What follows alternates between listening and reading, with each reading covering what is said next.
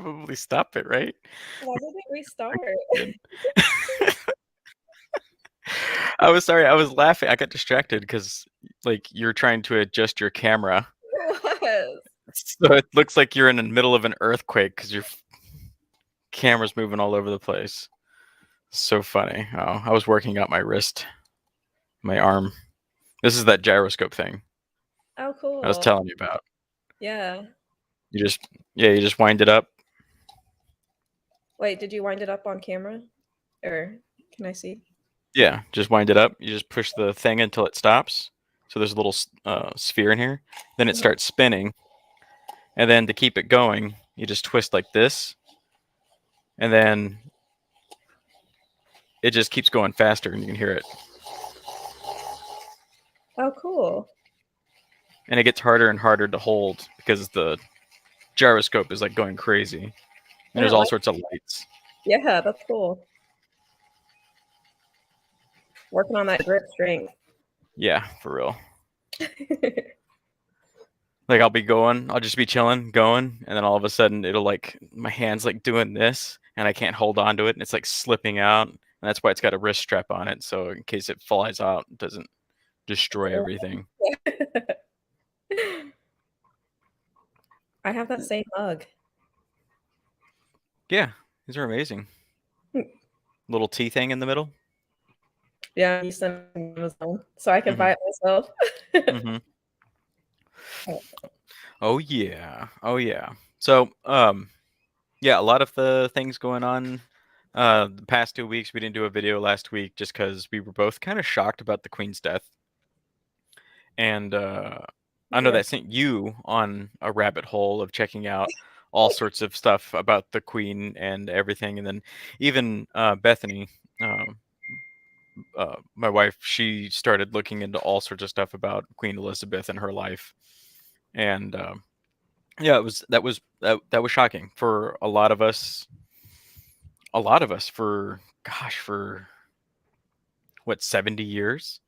For 70 years, anybody who's 70 years or younger has never not known that Queen Elizabeth was the Queen of England. Like she's been the monarch, and to have her pass away is just man, that's just weird. That's like history. It's like history dying.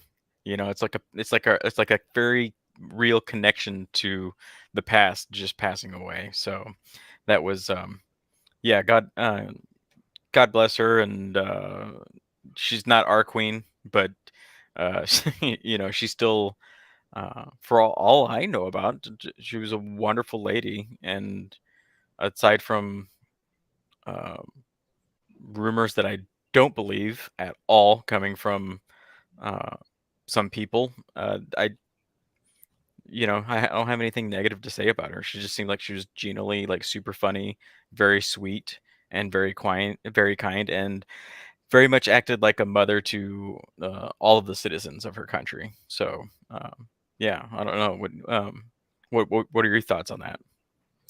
I was fortunate enough, I guess, to kind of watch the whole thing unfold, and I, I mean, yeah, it was just an odd experience. I was kind of shocked at how much it affected me, Hmm. and I tried to think. I was like, man, what is it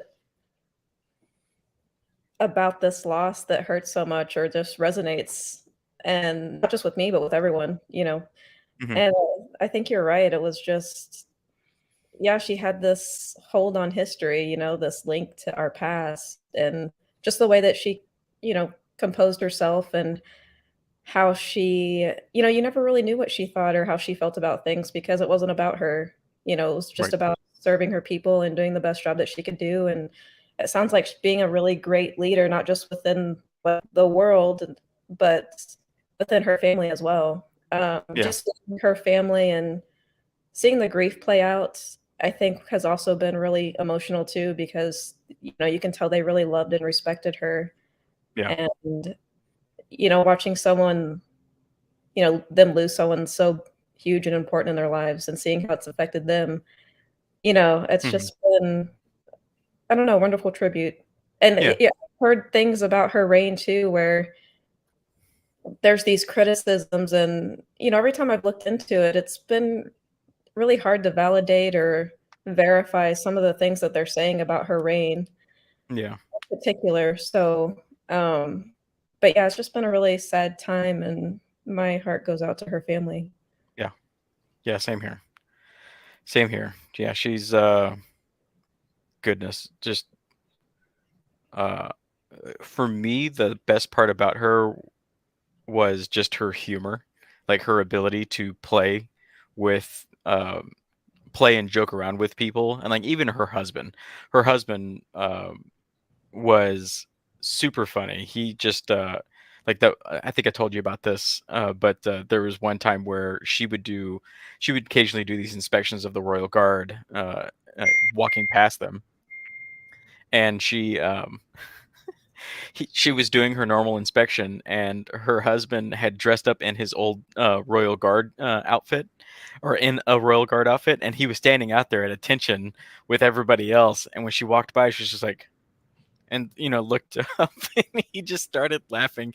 He was just like, he was a prankster, and they just seemed like the most adorable little couple in their own, like obviously in their own little world, as the royals can be. The royals live in a completely different world than any of us, even celebrities. Like people like to equate them to the American celebrity, but the royals are well beyond any of that. I don't think we can actually comprehend the type of life that they live unless you're actually living in it. Celebrities are kind of posers on that aspect. But yeah, super funny. No, it's just funny. Like with the celebrity culture, it seems so like superficial and vain. And then you have something like the monarch Hmm. and just the history behind it, and just everyone that she's met throughout her life, and not just her, but her family as well, because they're Hmm. also going to be inheriting that role. It's just been, no, it's just a cool part of history to see. Um, Yeah, I don't know. There's just a different kind of dignity to that because it's not about the money or anything like that. It's about the service and putting that yeah, position first. yep, yep. Exactly. Agreed. So yeah, that's all I wanted to do and touch on. It's it's very, very sad. Very, very sad. But it's good to see the family kind of come together, even though there's still like little rumors or signs of still there being some infighting with certain individuals within the royal family. But I don't know enough to comment or speak on any of that, so I'm not going to. You know, I could say that I do have an opinion on that, but that opinion is for myself, I think, and not really for me to just jump out and say that, because my opinion might be formed on just the lack of information that I have about the family. And yeah, that's all I'll say about that. It's good to see them together after seeing the little bit of the split that's been made public and reported in the papers. It's good to see them all together. It's unfortunate that it took this event to sort of get these people in the same rooms. But yeah, that's all I'll say on that. And what's been going on with you? We skipped last week. Yeah, I've just been busy doing other things. I haven't Okay. really been focused on the whole entertainment industry because Yeah. I'm not, oh, but I have been watching House of Dragons. House of Dragons. Yes, I've been enjoying that. Yeah, that's been a lot of fun. I'm still working on editing my episode 3 review. I really liked episode 4. I agree with everyone else that it was sort of muted, I guess, compared to the third episode, but I guess it's muted if all you care about is action sequences.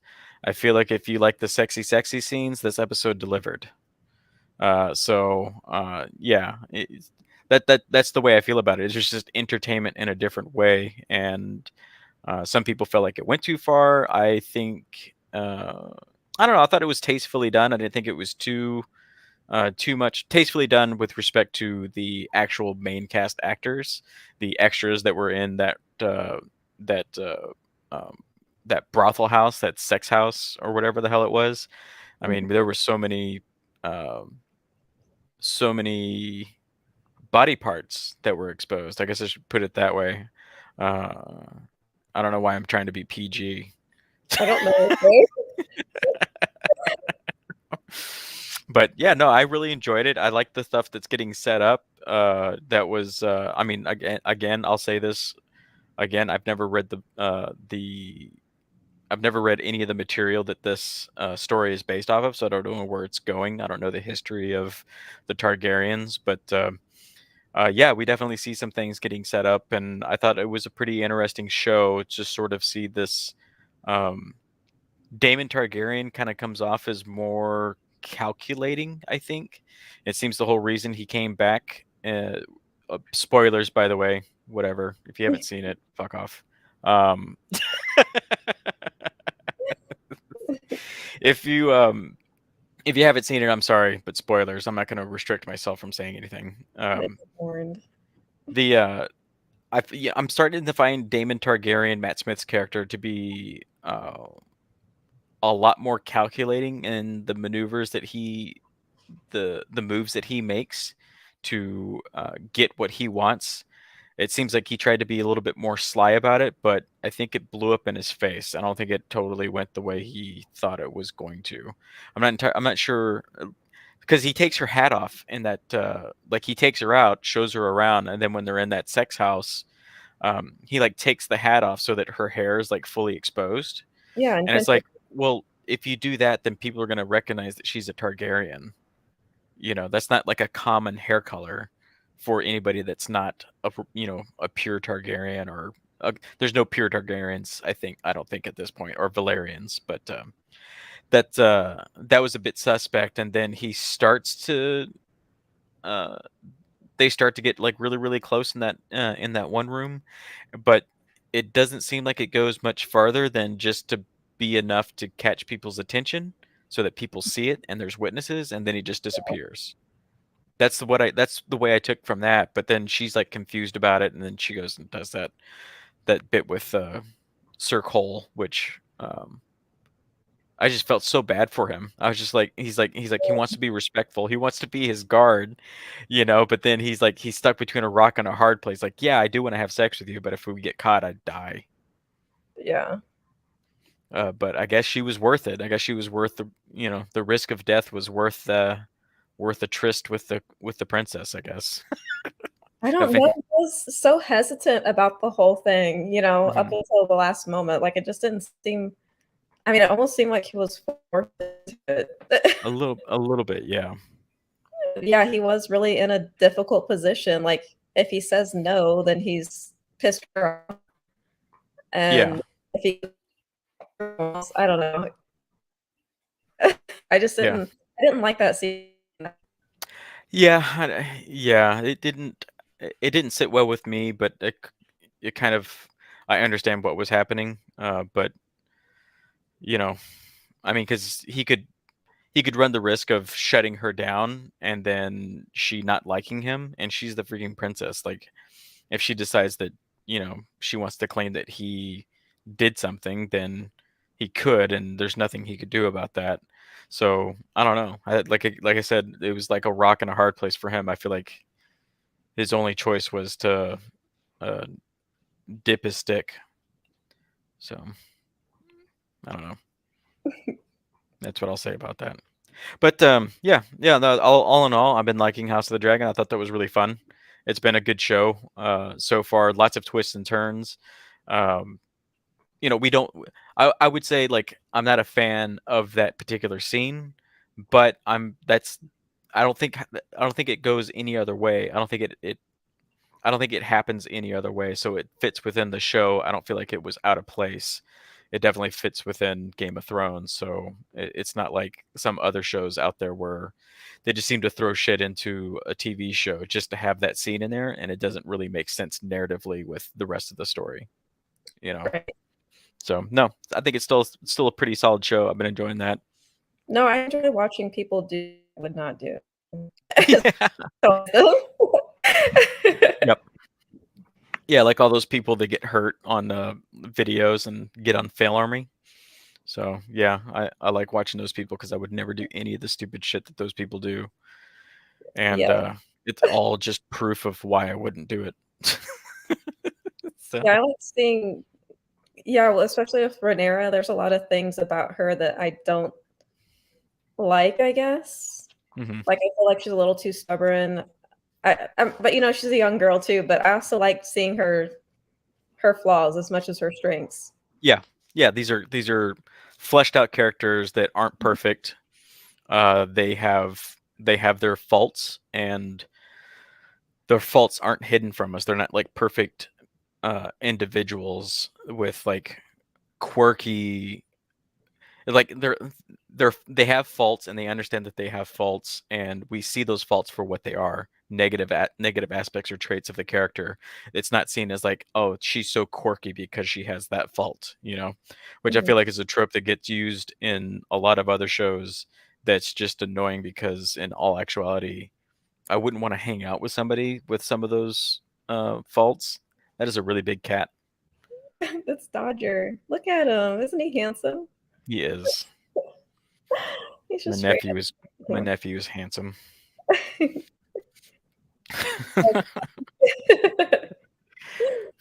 But yeah.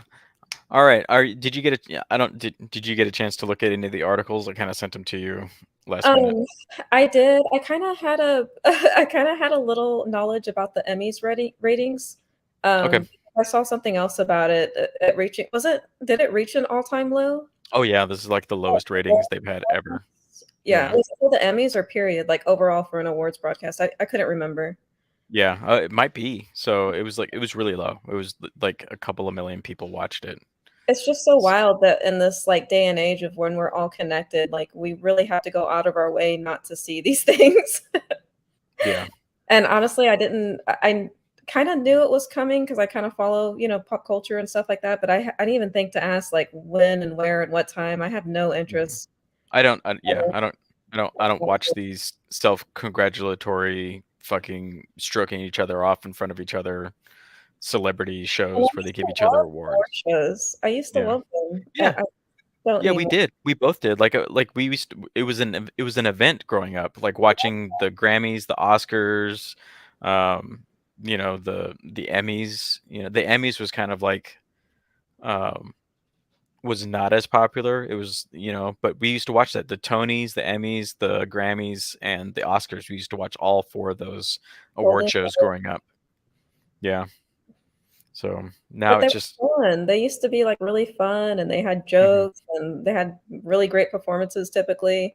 mhm. Like, it was entertainment, but now it's Well just well, too, it was, like, the only time that we could, like, really get to see these celebrities sort of, like, cut loose and stuff like that, but now with social media, all these celebrities have their own social media accounts, and we get to see how terrible people they are in real time, how vapid they are, how self-involved they are, just we get to see this life that they get to live that, in our head seem so glamorous, and then here they are on social media showing us that super glamorous life and rubbing it in our faces, um almost, it's like, oh yeah, I'm doing this, I'm, Cara Delvine jet setting all over the place with their friends, although I feel really bad about her. She seems like she's in a really rough spot. I should probably pull that article up too. Remember we talked about her being seen out in town, uh being sort of disheveled and everything, and people were like, what the heck is going on? She was wearing like men's boxer shorts. It's gotten way worse for her since then. Apparently, rumor is that she was at Burning Man. Nothing wrong with that. I've always wanted to go, but apparently she was just doing nonstop drugs. She wasn't really eating. She wasn't showering. She was just going nuts. And there's video footage of her like erratically talking. She was supposed to be on a private jet leaving Burning Man. She ended up getting kicked off of it. We don't know why she got kicked off, but she's looks very distressed in that. And like I've seen articles about Margot Robbie going to meet her and then leaving crying after an hour trying to keep up with her. I don't know if you've seen any of this stuff. I'm just picking up bits and pieces. So I've heard, I think it was maybe, like, about a month ago that I saw an article, and it said something about her and Cara Delevingne. I don't know how you say her name, but she mhm, was having erratic behavior, and I remember ignoring the article because 'cause I'm like, "Man, can't people just have a private?" Like, because I think she was at a mhm, gas station or something, and I was like, "Man, can't they just" yeah, why do they need to comment on that? But then it started to come with like increasing frequency about her behavior, and then I ended up watching a video maybe a few days ago Mhm. where she was just acting out of it. Yeah. Like And on the phone, like jittery, like constantly bouncing around. and Yeah, yeah, songs yeah. on the street. Yeah. Yeah, there's pictures of her like smoking a pipe. Um, it could have been weed. It could have been like I couldn't tell from the picture. It was obscured just enough, but you can see a pipe, and she's like doing that in a car before she like takes off somewhere. So yeah, no, that's I hope she gets some help. That's scary. Um, whether you're a celebrity or an individual person, if you see somebody like that, you should be um, rooting and hoping that they get some help. That's I don't want anybody to. Um, we've lost a we've lost way too many people, and you would think that there would be a bigger push to help these people get help. You know, to get them some assistance because growing up, we've celebrities that we've lost are um, Kurt Cobain, Amy Winehouse, Chris Farley, that gentleman from what was it? It was that musical show that everybody freaking loved that I hated, where they made up song. They took pop songs and then turned them into like show songs. I can't remember. Glee Club. Oh yeah. So there was that gentleman who overdosed, but it happens a lot, a lot. Robin Williams.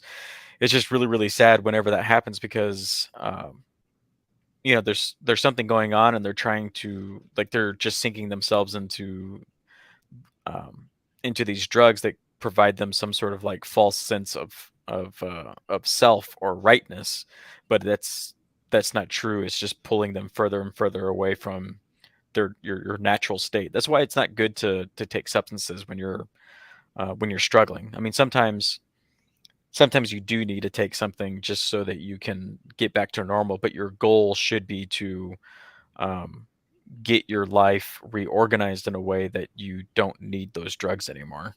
And I mean, some people that's not possible, depending on what they're dealing with. But if it is possible, you should be working towards that. Like my situation's different. It's not mental health issues, but I have type 2 diabetes. But I'm young enough that I can work on correcting my life choices, which is not eating that second cake, that second slice, second cake. Uh, you know, not making that decision and understanding that I need to be more mindful of what I'm putting into my body because I don't want to be on metformin or rosuvastatin or anything like that. I don't want to be on those medications anymore. I want to, I want to be in remission for my type 2 diabetes because I don't like taking medication if I don't need to. That should be like, that's my goal. And 30 pounds later, I'm still working on it. It's not overnight. It's not. No, no, it's not. And some of it's genetics, you know? Yeah, yeah. Some of it is genetics, but I definitely, I look at our family members that do have type 2 diabetes, and um, they're not the healthiest people in the world. So maybe if I can push to be more healthy, I can correct some of that stuff. But yeah, yeah. Enough Absolutely. of that stuff. Enough. That's all I have to say about that. Do you have anything else you want to add to that whole situation? No, I just hope her or anyone who's going through something similar can get the Hmm. help that they need to get better. Yeah, yeah, absolutely. And yeah, and actually, I want to look up something real quick here. Um,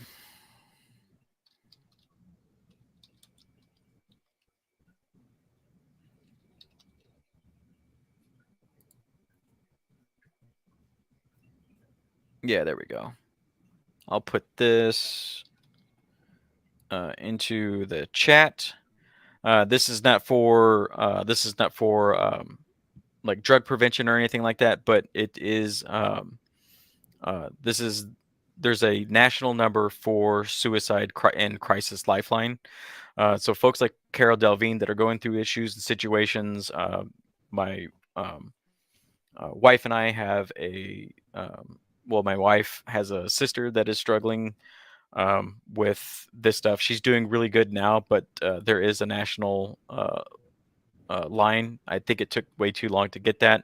But if you find yourself in a situation where you're struggling or you're having issues within your own life, uh, please don't feel like you're alone. There are hotlines out there that you can call, 998, 988 Suicide Crisis Lifeline. Just want to throw that out there. Not if, I don't get anything out of that, but I care about people, and I just want to know. I just want people to know that there are resources out there to help you um, find a way out of your current situation. So, but let's get on to some news. We've been talking for like almost 30 minutes. I keep turning my camera off because there's like a mosquito in here, and I'm trying to. Oh, okay, okay. I thought you were snorting coke, but No, okay. it's a mosquito. There's the numbers in the chat, Tamara. The numbers in the chat. Thank you. I appreciate that. So first thing I wanted to talk about here is this is older news, so I wanted to touch on this. But we have this article popped up on Bounding into Comics. Alleged insider claims Marvel Studios' diversity push meant to recoup financial losses from brand's death in China, which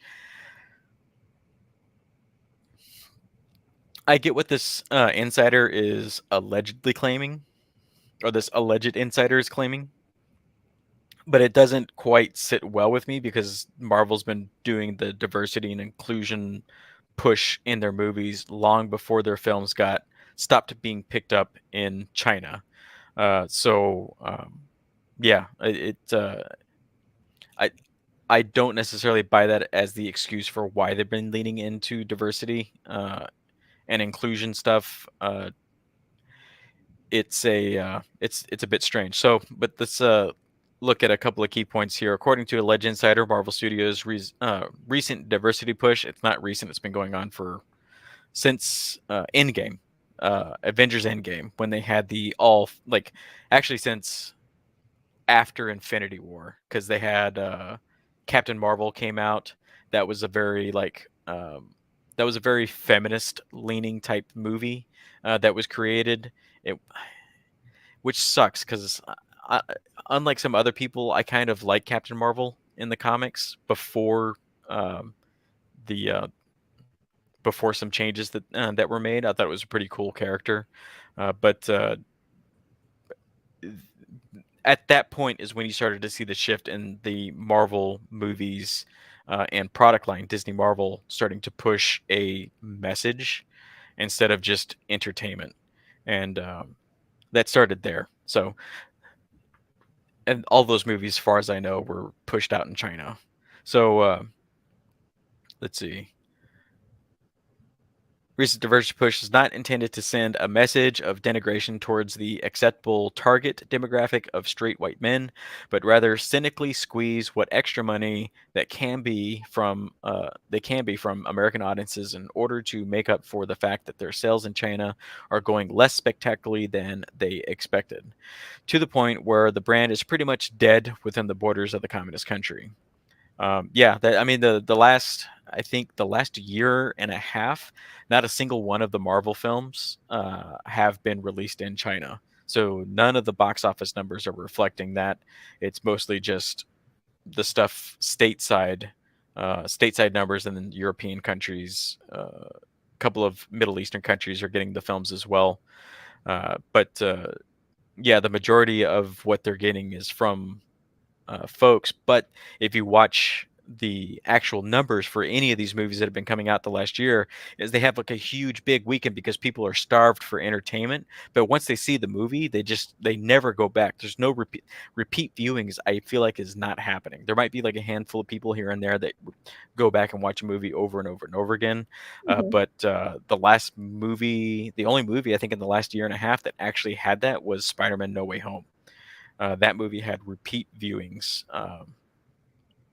from several people. I mean, it was that was a good movie. It wasn't the best or the greatest you know, film of all time, but it provided the key points I think that audiences crave and star for, and that's great character development, a good storyline, and a it didn't seem to be pushing um, any sort of message, which was a really nice.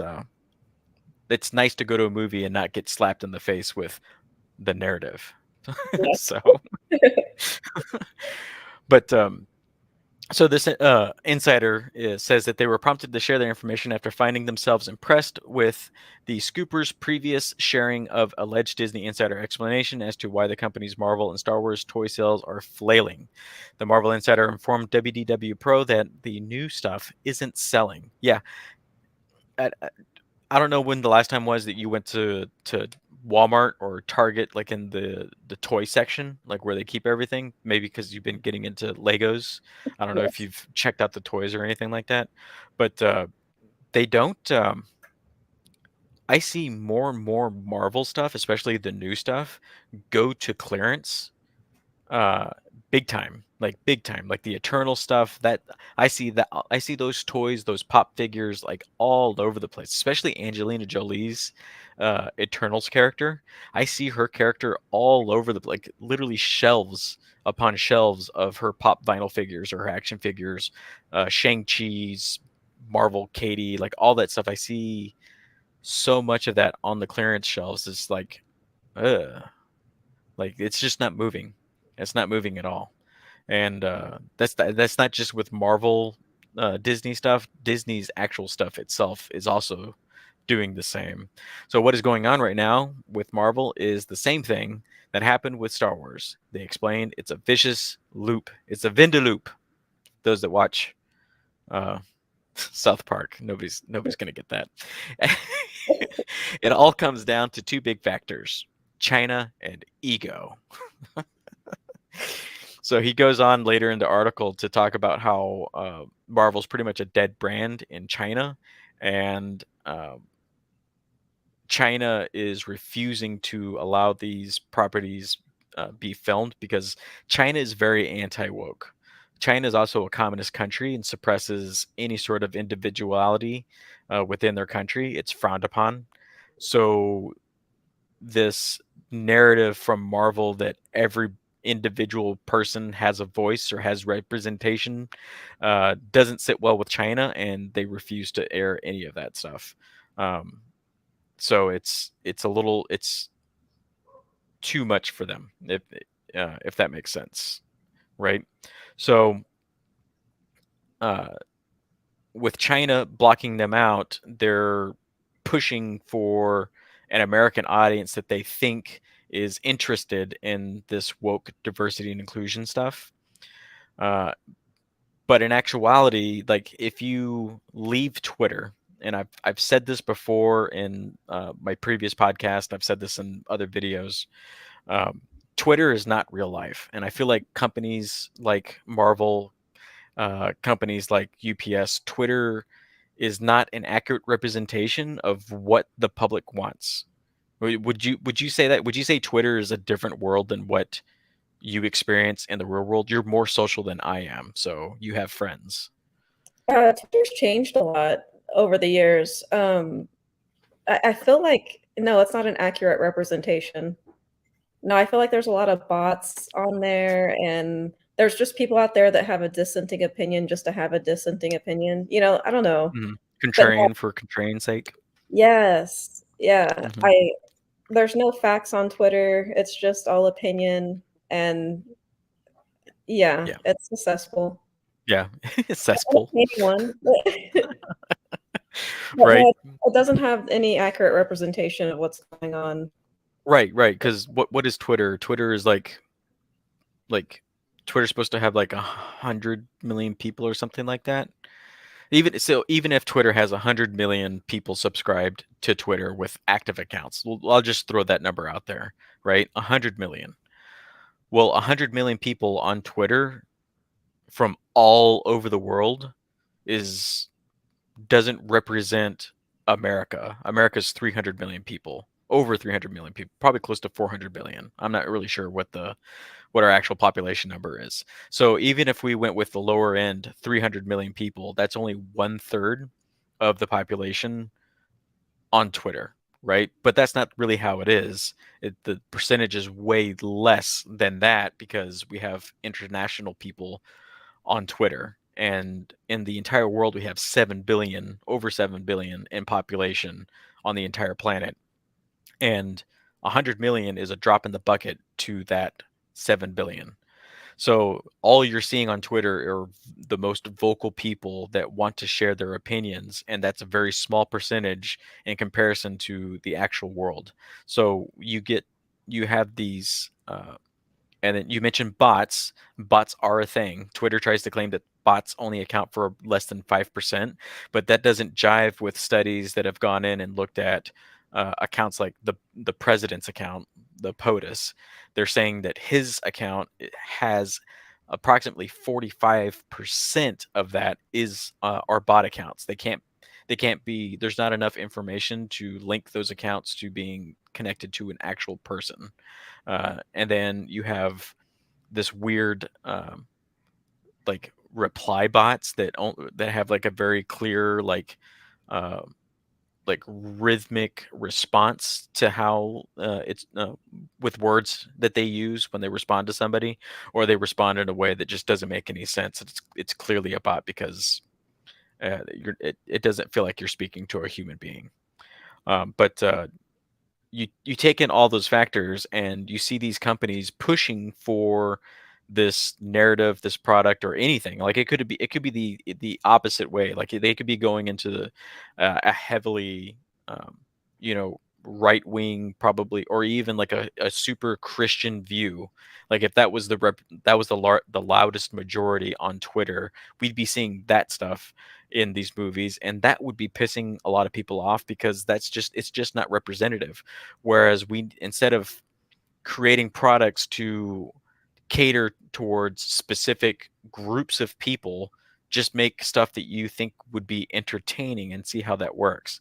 Because I don't I don't know how many fucking cyborgs are out there, but people still enjoyed Terminator and Terminator 2 and even identified with fucking Arnold Schwarzenegger in Terminator 2, not because he was a giant muscle-bound Austrian person, because that's not what his character was. His character was a fucking cyborg. So, but we're still quoting "Hasta la vista."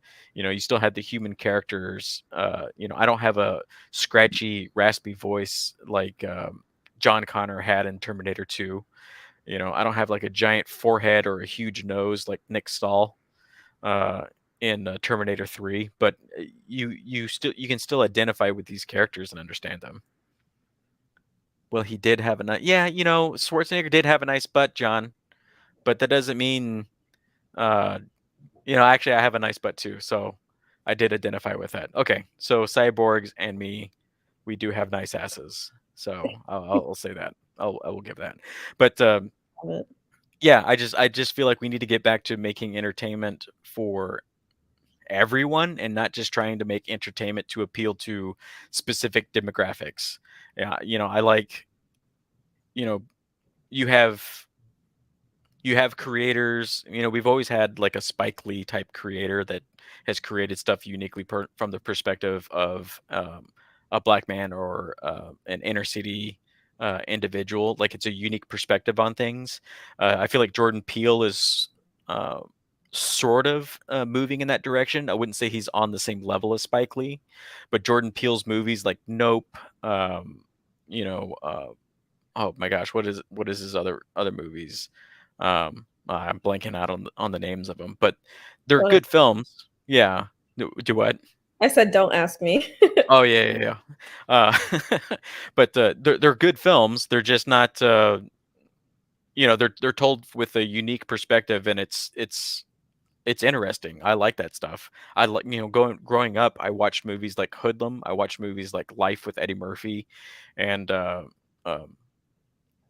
what's his name, Martin Lawrence, and those are funny movies, and they provided a unique perspective. I like, we grew up watching Martin on TV. I watched Monique and stuff like that on UPN. Like those shows were really, really funny, and they provided a unique perspective um, on a world that I'm not privy to. You know, we grew up in a household, mixed race household with a white mother and a Mexican father, and we just grew up Americana style. You know, that there was nothing really.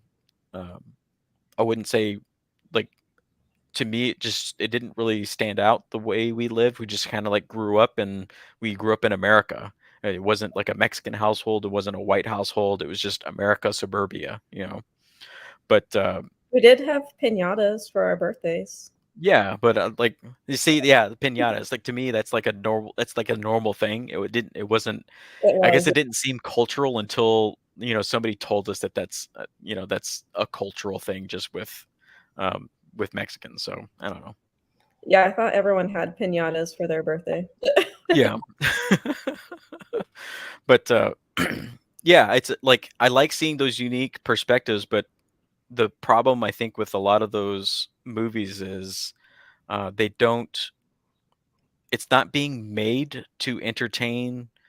Like, I don't see that with Jordan Peele's. I think Jordan Peele's movies are made with the intent to be entertaining to everyone. Um I think so the process of some of the things that he does is probably not great, but with Marvel, it's like their intent, like they want representation. They want everyone to see a character that identifies with them. So, we got to have a black character here, we got to have a white character here, there's no redheads. We need to erase those. Let's just put a black person in place where the redhead was. Let's we need to have we need a gay person. Let's get a gay person. Oh, this person's going to be lesbian. And it's like they're focused so much on having each character represent a specific group that they forget that they get to the day that they're going to shoot the show or the film and they're like, fuck, we never wrote a script. quick quick, get over here. Do you know how to write? Okay, type something up. And then that's what they use, and that's literally what happened with Doctor Strange in the Multiverse of Madness. That script got trashed 3 times, to the point that they already had the sets, they already had a general idea of what they wanted the storyline to be, and they were like, well, we have to film it now. And the writers literally sitting there next to the director, writing the script for the scene that day next to the director, and that's how they shot it. Which I haven't seen the movie, but I've seen clips, and what I've seen from the clips, I'm that explains a lot of what I'm seeing. It just it does not make sense. It does not make sense at all that they would they're just way too confident now. And that's the ego in Marvel at this point, is they don't see that they can do anything wrong. I think Um the lack of preparation on that sounds terrible. Mhm. How do you take pride in that? these people grew up with participation trophies, so that's how. Congratulations, you lost the match. Here's a trophy. Thank you for just being here. And it's like that just seems to have prevailed through all of these entertainment, business, everywhere. Is everyone wants to be acknowledged for just existing. And it's like, you know, I don't know. I don't know. That's I don't. It's weird to think of. It's weird to think of society where everyone does that. They It's take gay pride in that.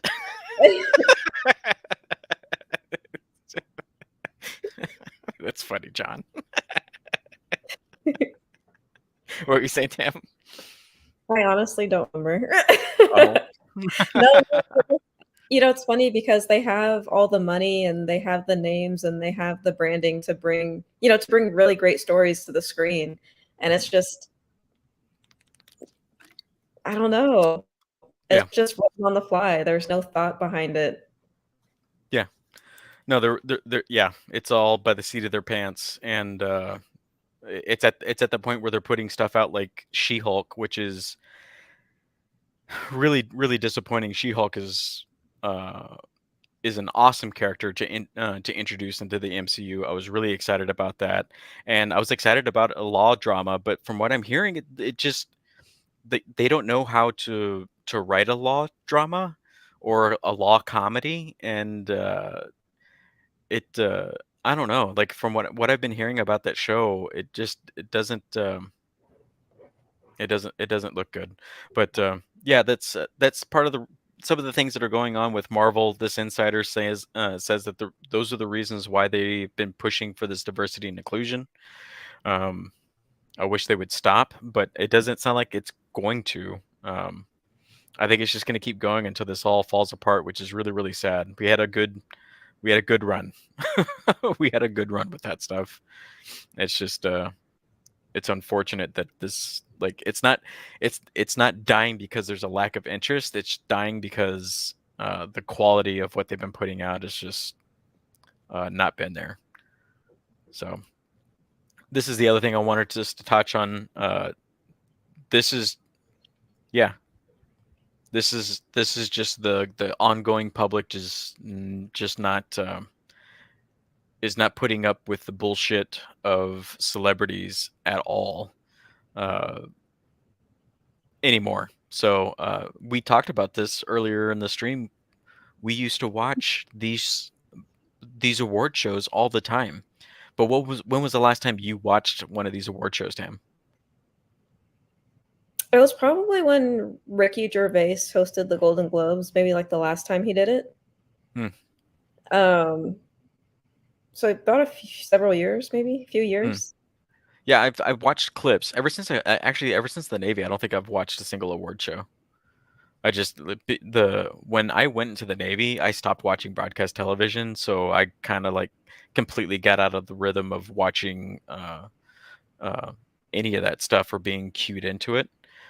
But so it's mostly just been clips that I've caught, and the some of the clips that I've seen for Ricky Gervais were really really funny, and it was what was funny about that is because he's just got the biggest set of balls I've on any comedian in the world right now, because he's willing to say what he thinks is funny uh, by calling in the process calling out the hypocrisy of the people that work closely enough to him.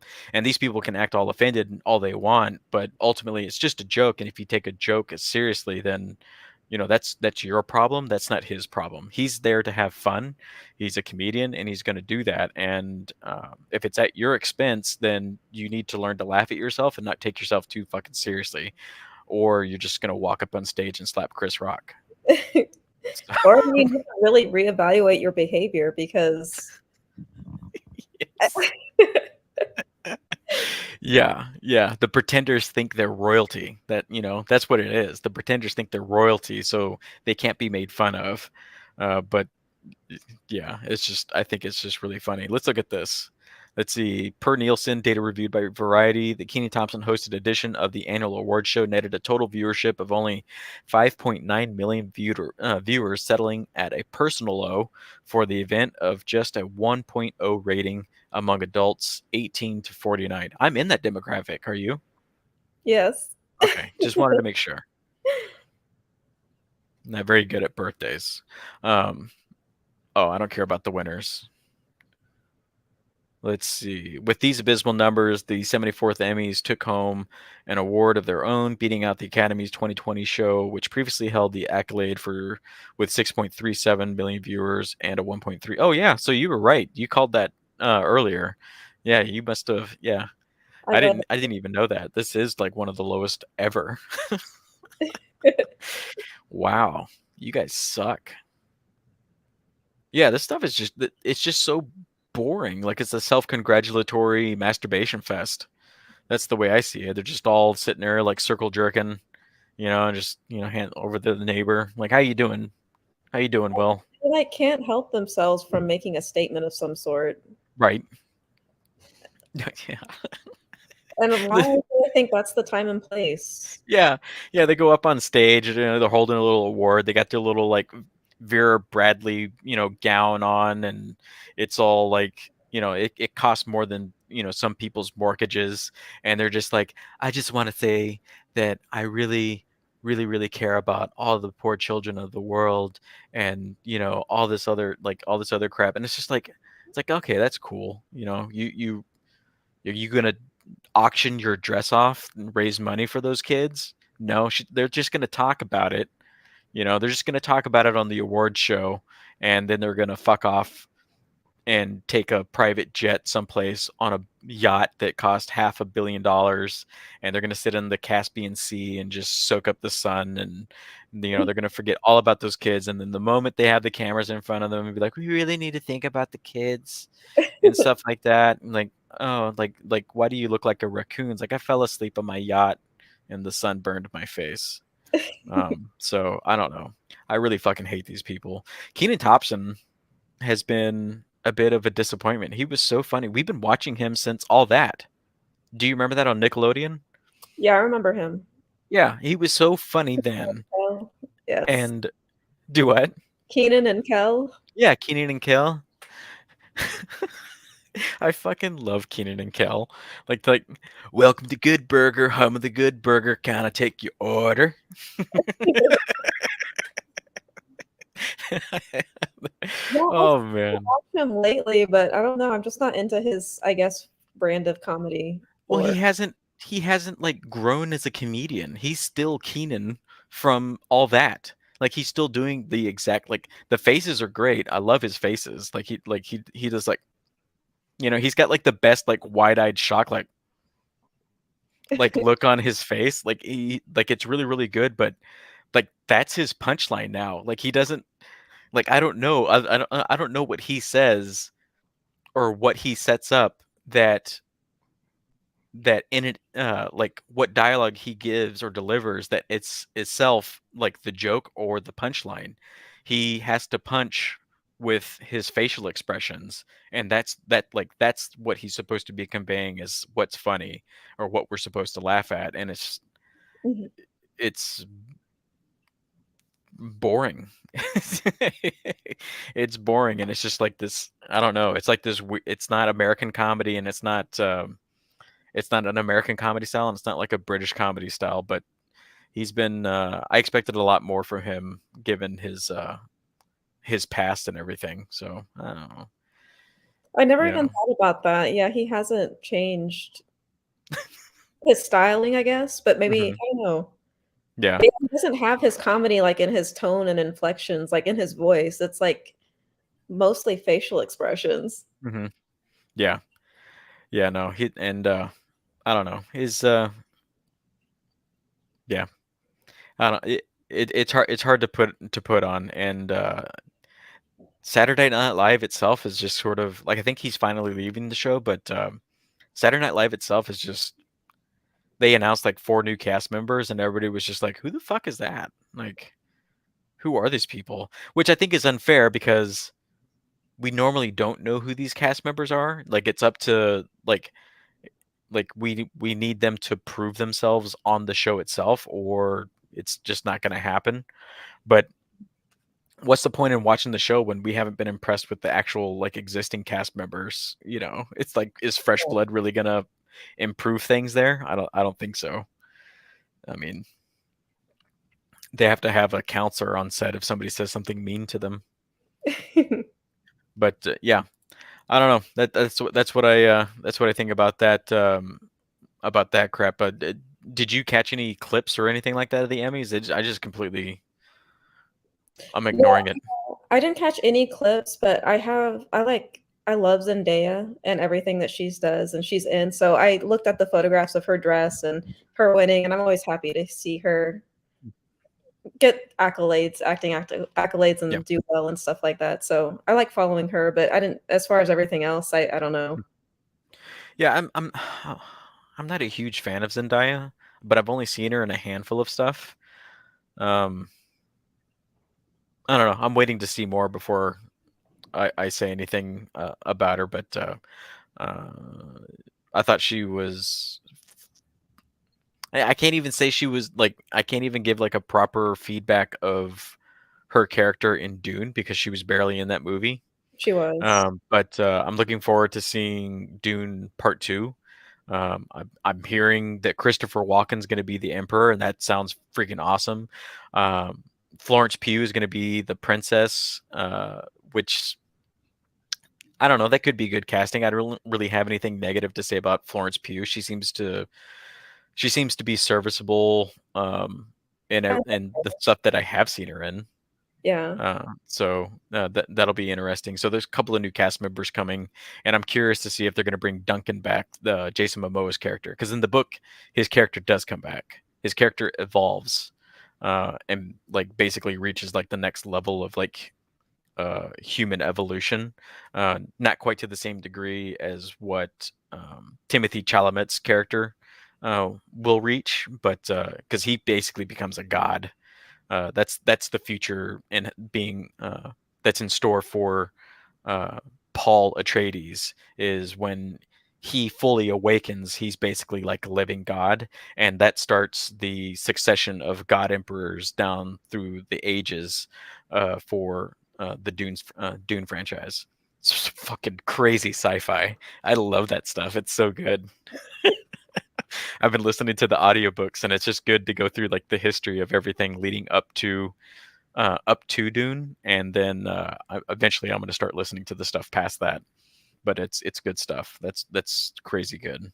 Um, so we are coming up on an hour. I have a couple other topics. I don't know if you want to. Was there anything that you wanted to talk about and get into? Actually, yeah, I'm gonna drop this one because that's a little too close to home. But go ahead, go ahead. Say that again? Do I have Is it? anything to add? Yeah, any topics or stuff that you want to touch on? No. I mean, I've been really into the Queen and everything lately, but we talked about that earlier. Hmm. That's all you care about? That's It's all I care about. Queen Elizabeth? Understandable. And the Understandable. drama surrounding all of it. Like, I'm just so into it. Yeah. We'll Like, have to do you'll have to do some research and uh maybe you can put together a video. Maybe that's what you should do maybe to I talk should, about that stuff. Yeah. 'Cause I think you know yes. more about that. Yeah, yeah, we could talk about that. I want to talk about this. Do you remember Keanu Reeves uh on in that movie Constantine? Yes. I've got news for you. You're gay. Just kidding. Um, no, so Keanu Reeves is returning for a Constantine sequel with the original director Francis Lawrence. That is exciting just in the headline to hear because I did like his take on Constantine. It's not accurate to the comic books, but what they did put together was actually a really, really uh, fun movie with Rachel Weisz in there, and even Shia LaBeouf. I actually kind of enjoyed him, even though he felt like a character that just sort of fit in there just so they could have Shia LaBeouf in the movie. Mhm. But yeah, no, I really enjoyed this. He's been trying to get Keanu Reeves himself has been trying to come back and reprise his role in a sequel for uh, at least the last decade, along with Francis Lawrence. They just couldn't get a studio to do it, and they're finally getting it happen. So I'm happy to hear about this. A few things that are making me hesitant about whether this is going to be good is the fact that right as of right now, the screenplay is being written by Akiva Goldsmith. Not impressed with anything Akiva Goldsmith has been writing lately. It's not great. And then Hannah Minghella from Bad Robot will also be on board for production, and that's I'm not very happy with Bad Robot either. Like I was excited about Bad Robot a few years ago, but they've definitely gotten very formulaic with something called mystery boxes, where they set up something in an isolated box to be, and a box is a scene. So right, a box is the contained aspect of a scene.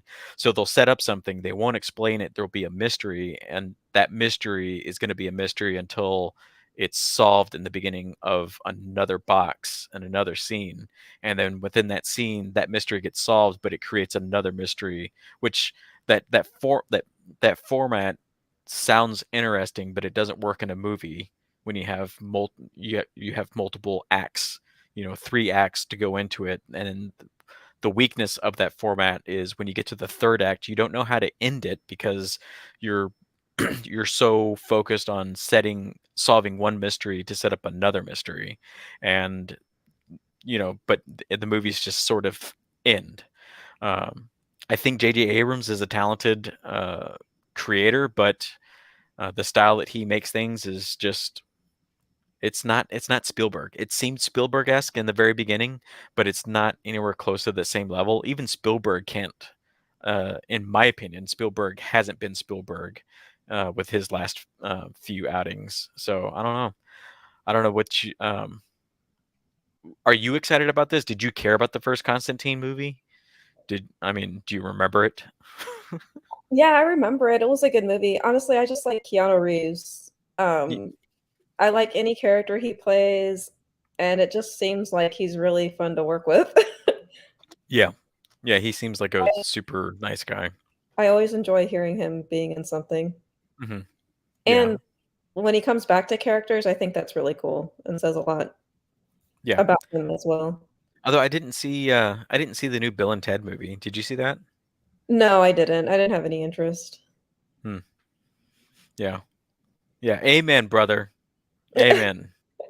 I saw the original long ago. I'm good. But yeah. Yeah, no, I'm really excited. I'm excited about this, but I'm going to be hesitant because of the writer and the producer attached. But yeah, this is from the actual director himself. He was like, "We wanted to make a hard R sequel. I think we'd probably make it tomorrow." Yet we tried a lot of different ways to uh, I guess, find a way to get the second movie made. It was always down to the studios who made it, which were Village Roadshow and Warner Brothers. It was always a little bit of a feathered fish. Um, so I don't know what the hell that means. Feathered fish. A lot of Uh, times I feel like with Keanu's movies, I never really hesitate to watch them because I don't feel like there's a whole lot of virtue signaling in his movies or current topics. Like it's just mhm. about entertainment, Yeah, and I like that. yeah, and the guy's like he's like Like he doesn't have his own personal agenda mhm. or statement that he wants to put into his movies. Correct, yeah, and he's definitely for me. I feel like Keanu is reaching almost Tom Cruise level of movie making or in entertainment. Like his movies are just solid, good. Like he's there to entertain you and take you away from everything that's going on in the outside world. And I feel like that's the way Tom Cruise's movies. Like you go to see a Tom Cruise movie, you're going to see a movie. You're there to escape.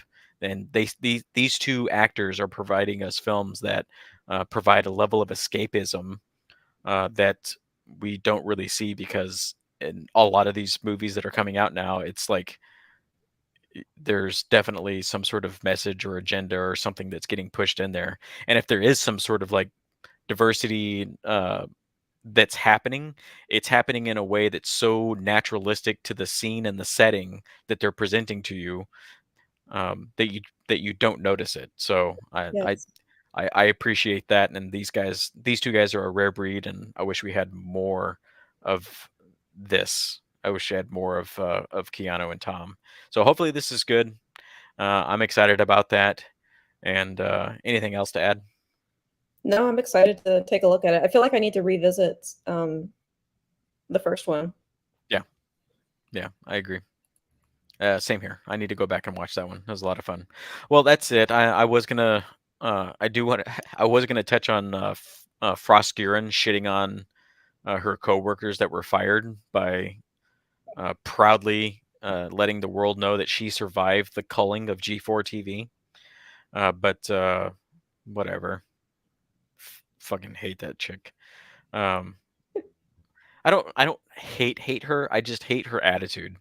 Like her attitude about things is just you like I don't like um I don't like Adam from G4 TV. I think I don't agree with his personal opinions on things, but the guy knows video games. And when he found, yeah, John hates her, but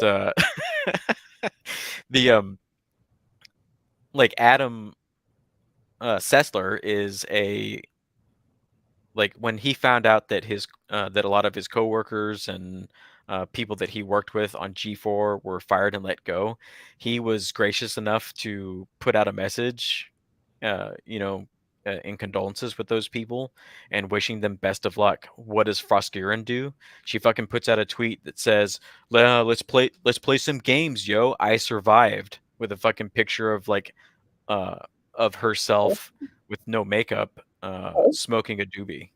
So, Is that the uh, frog that had the doobie? do what? I thought it was a frog. No, no, I'm pretty sure it was like a picture of herself. Oh. Yeah, it's right here. Yeah, I'll show you. Yeah, isn't that a frog? No, that's just her with no A makeup. lizard? That's Okay. I'm pretty sure that's what that is. Yeah, a little crown and sunglasses on. What a bitch. So, I mean, that's what I'll say. I mean, she's a vapid piece of shit. I'm not gonna, you know, John can hate her. That's cool. I don't hate her. I don't really hate anybody except for Hitler. So, and I think we all know why. It's because he had that terrible part and that stupid mustache. I'm not really sure what else he had going on in his history, but those are inexcusable. Those are inexcusable hairstyles. And you know why I know those are inexcusable hairstyles and mustache styles? Because every time somebody else tries to rock that similar like mustache, people get so upset with them. They're like, shave that shit off, you know? So it's definitely, I think that's what that is. He But definitely ruined that look. do what? He definitely ruined that look. Oh yeah. Because Charlie Chaplin in The Dictator was rocking the same look, and that's a great movie. That's a really great movie. It's just unfortunate that you know, whatever that greasy guy Hitler did, uh, just ruined it. So it's really important, really important. That's all I got. That's all I got for today. Do you have anything else, or do you wanna plug anything? You wanna push anything you're doing? No, not at this time, but thank you for always asking. All I right. had fun talking. Okay. I'm glad. I'm glad. I heard he invited herpes. Was that like was herpes like a an alien disease that reached out to us? And then Hitler was like, "Hello, how are you? You are the herpes? We need herpes in Germany." And then the herpes like came, I and don't then That's how that works. No. I think he like invented silly phone. Okay, I understand, John. Okay, he invented herpes. That's even worse. He's like, look, I've got something so that you can kiss and tell and have proof. Okay, it is called herpes. It is a small little blemish that appears on your lips, and then all you have to do is just go ah, and the girl gets it, and she can't say that you didn't kiss her. No, because she has the herpes, you have the herpes, definitive proof. And if you can't get close enough, just spit in her face. That's something Hitler would do. But yeah, I think that's it for today. Am I doing anything? I'm gonna try and stream. Maybe I don't know. I really need to work on my Game of Thrones episode 3 review and write up my review for episode 4, preferably before episode 5 comes. Yes, you're busy, sir. Episode 5 is going to be the last time I think we see. We might get some flashbacks, but I think episode 5 is the last time we just have the younger cast. After that, I think we're going to the older cast. So hopefully the older cast feels like the characters. So because that'll be kind of jarring. That's a risk. That's risky. Yeah, So I'm not looking forward to the change. yeah, it's making me nervous because the show's been so good so far. You know what's funny is I was looking at the ages of the actors, and I'm just talking about the first one. I think it's what is her name? The Millie one that Alcock. yes, and there's only 8 years difference between her and the one that's replacing her. Yeah, well, the one replacing her looks, She looks a lot older, yeah, like a lot and older than 8 years, but maybe that's yeah. just the change between 20s and 30s. So something that Nerdrotic and Ryan Kennel said is in the descriptions for the older version of Rhaenyra, she does get she does lose some of that beauty, and she is a bit frumpy. Like she's described as she's not as beautiful. So this actress gets brought in, and it's like, yeah, you're gonna be the older frumpy version, and she's only 8 years older. Like, I feel bad for, for her. I was just surprised by the ages because I know they're doing a time jump. I was expecting, I guess, more of a bigger time jump. Yeah, yeah, like late 30s, like my age or something like that for the actress for that big difference. But yeah, I don't know. That's it. That's all I got. Might Yeah, not stream, but if I do, I'll throw something out there and let you guys know. Thanks for joining, John. And John. thanks, Tam. Adios, Bye. muchachos. Bye bye.